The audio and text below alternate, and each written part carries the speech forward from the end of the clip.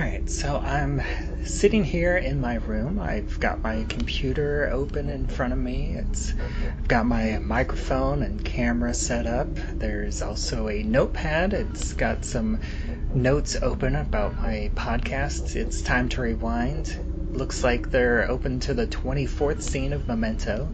It starts in black and white at 52 minutes and 35 seconds, with Leonard looking at an index card that says Tattoo Fact 5, Access to Drugs, and ends at 52 minutes and 46 seconds, with Leonard answering the phone. Hang on. Who is this? Bubba! It's Lisa Leaheey, your co-host. You remember me. I'm from Rabbit Hole Podcast, where we have a brand new book club podcast called Pictures and Conversations. Oh, of course, but I prefer to be called Bubbawheat. And who are you? Hi, this is Andy Nelson again, Marvel Movie Minute. Remember me? Oh, of course. Welcome back. And Thank you. And who are you? I'm Pete Wright from the Next Real Film Podcast. Well, welcome back, you guys. This is the actual shortest scene in the movie, clocking in at a brisk 11 seconds. Fantastic. Thanks for listening, everyone. We'll see you next week. I mean, of course, it's not the shortest scene that I've covered on this show before, because I have covered a few montages clip by clip, and so 11 seconds is is a lot compared to some of those, and but just like before, we really just get to see the index card, and then he just gets ready to poke the needle into his skin before the phone rings, and we get the single line of dialogue of the "Who is this?" The interesting thing that caught my attention watching this is just the punctuation of the sounds throughout. There's not a lot, but we're coming in from the color action scene, and it ends on kind of a music hit, which we're getting the tail end of at the start of this. So we're kind of starting with a loud beat right at the beginning of this, and then it's a really, really quiet 11 seconds until that phone rings. And it is a really punchy phone ring when it does ring here. And what I like about it is being part of kind of the action sequence that is surrounding this. Nolan is still finding a way to kind of keep the energy up and not let things sag. And so by having that big hit right here, it's almost like, a punch that we would have, or a gunshot or something else. So I like the way that he's... Or a pen breaking. Or a pen breaking. Or a pen breaking. Right. He's finding ways to kind of keep that energy up.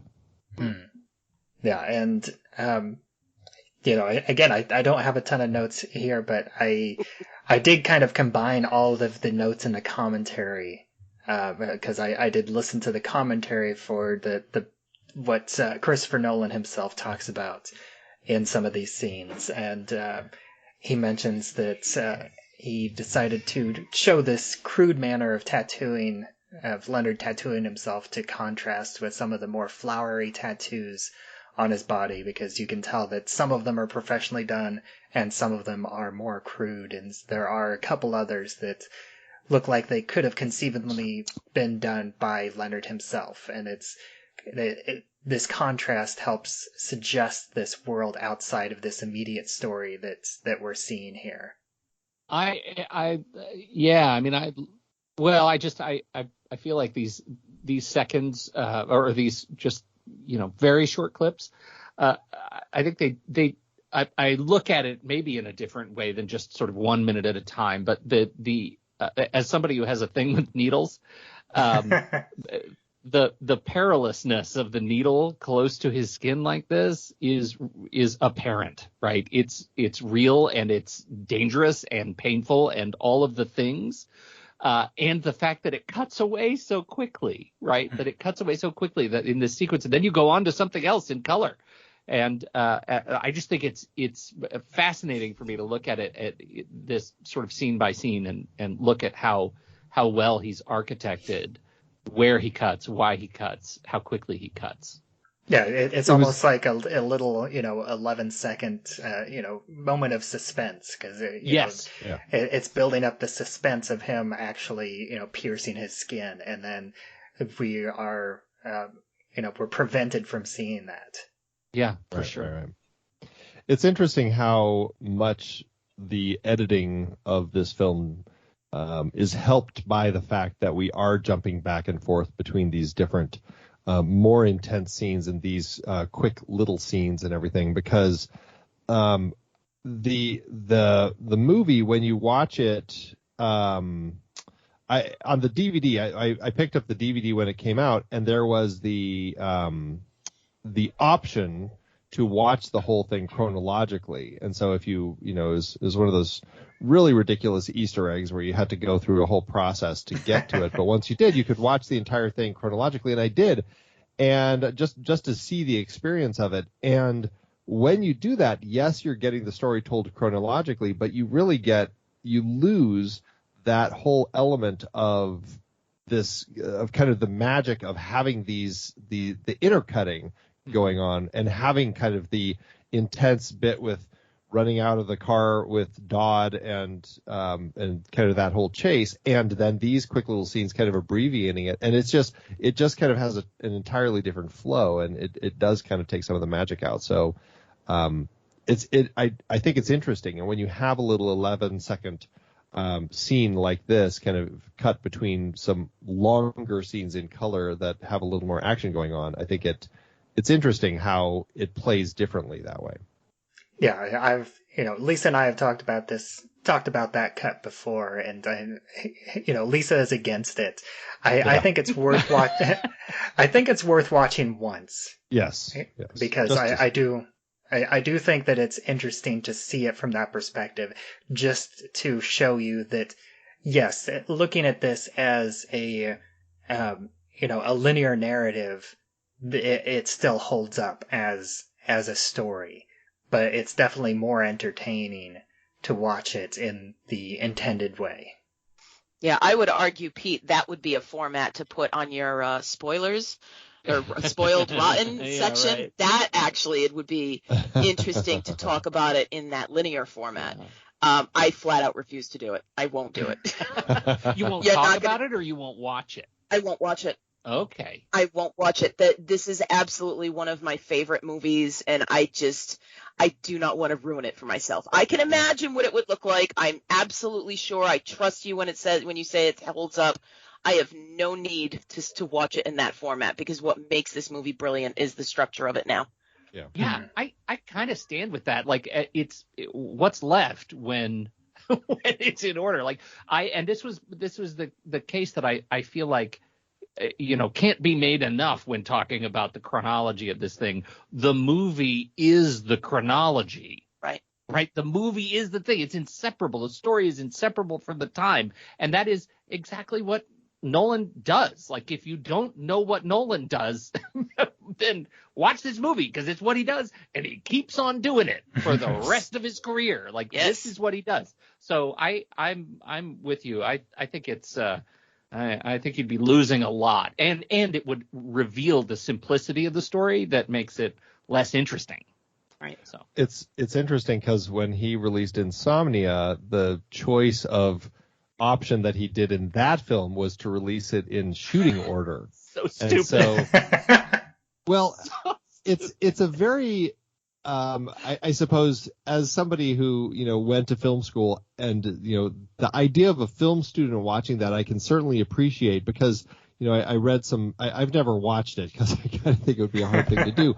But I do appreciate that, somebody said what's interesting about it is you can actually see the performance of, you can see like Al Pacino finding his character as you kind of go through the film. He's at the beginning, it's a little looser and stuff, but he fine tunes it. And so by the time you finish, kind of get to the end of the production, you really see, okay, you can see where he's really tapping into the character in a much stronger way, which is interesting, because you don't necessarily feel that when you watch the film in order. But I guess to that end, it piqued my curiosity, but I still have yet to make time to sit down and watch it that way. Well, I can also imagine, like, performatively, I think that's interesting. The other side of it is, when you talk about going to film school, like, I can absolutely imagine somebody from a production standpoint looking at this at a movie like that and saying, hey, I like getting inside the head of the director and the cinematographer and looking at shooting order as a way to reveal their thought process on the production. That's interesting to me. As a cinematic experience, I see very little value in that particular cut. Right. Yeah, that I definitely agree with what you said, and I can't imagine viewing it as an audience to get additional enjoyment out of watching it that way, other than to study it. Yeah. Right. But one other tidbit from the commentary, and we talked about this a little bit on the first of our episodes, is he mentioned that they did look at a number of different ways that you can self-tattoo, and the way he described this version is they chose this as one of the simplest and slightly grim. And and I was looking, like, one of the other things that I found, which I think is one of the more grim types, which is often used in like prison tattoos, is that the way that they get their ink is they will take pages from a Bible and they'll burn it into an ash, and they'll use that ash for the black ink. And they use the Bible for a couple different reasons. Like, one is that the pages tend to be very thin, and that it has a lot of text, so there's a higher ink to paper ratio. And plus, you can get Bibles for free. So wow. Yeah. What do they mix it with? Like, once they have the ash? I imagine just water. Oh, interesting. Okay. Wow. I would think it would need to be like an oilier substance or something like, I don't know. I feel like ink is a little more oily than a water based, but yeah, I don't know. It's all interesting. I wouldn't do it, but I find none of us will ever know. We're gonna try that when we get off the call. Good. All right. Yeah, definitely not. And then the last thing that he mentions in the commentary about this group of scenes is he mentions that in the black and white scenes that over the course of the movie, he is specifically moving around the room and getting lights from different parts of the room, like from the lights or from the window, in order to help change the perspective as the movie progresses, because the audience is also changing their perspective on all of these characters as the movie progresses, and they're getting a different perspective of what's actually going on as the movie goes on. So I thought that was interesting. Yeah. Huh. I mean, that really, all of that just speaks to how much thought Nolan puts into everything, not just for the scene itself, not just to say, okay, it's a guy sitting in a room, let's light it, as the guy sitting in the room. But beyond that, he's also thinking in a more meta-textual way of like, what's the audience thinking? What can we do to change that as this conversation continues? So that's a smart filmmaker.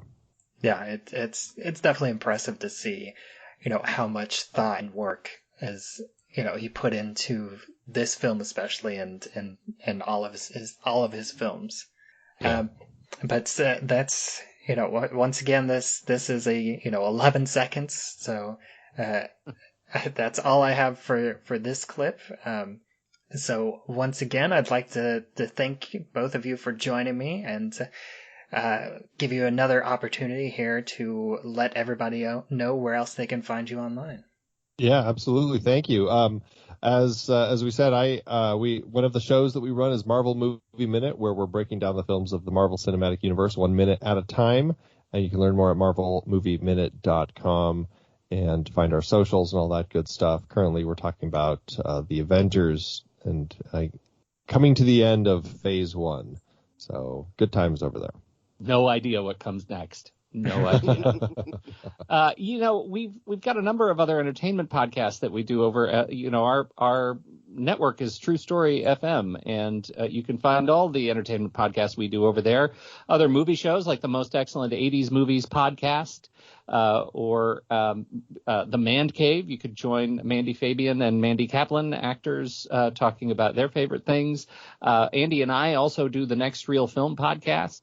And we talk about movies and series, and we are delighted to be moving into John Wick as we wrap up our season. Our season ends, and we take the month of July off, And who knows what's going to start in the fall? Who knows? Andy probably knows. He just hasn't told me yet.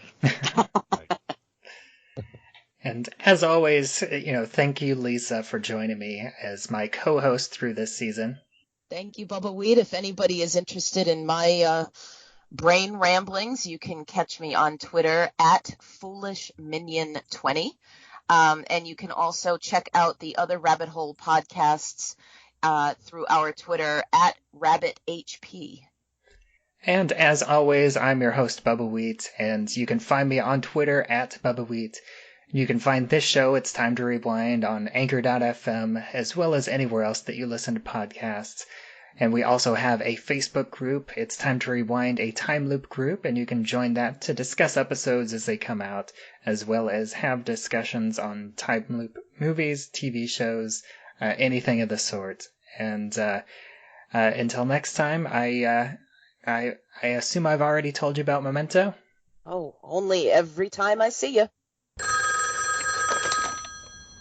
Who is this?